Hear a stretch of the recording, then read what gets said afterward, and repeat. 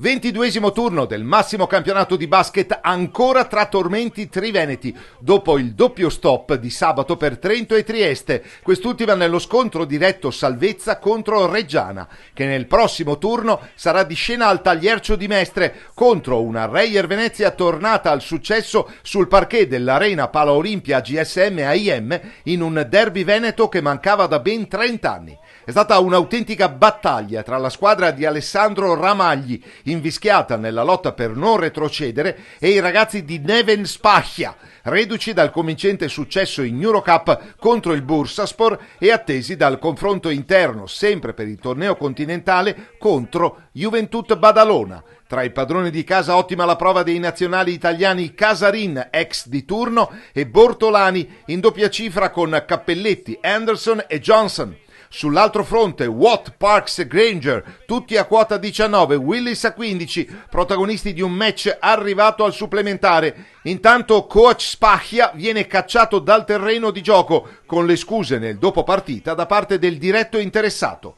Verona cerca lo strappo decisivo nell'overtime, ma 3 dei 4 citati moschettieri lagunari a stelle e strisce non ci stanno e conducono la squadra ad un successo che fa salire la Reyer a 20 punti in classifica, assieme ad una NutriBullet Treviso che fatica oltre il lecito al Palaverde contro Scafati, rischiando di dilapidare un consistente vantaggio.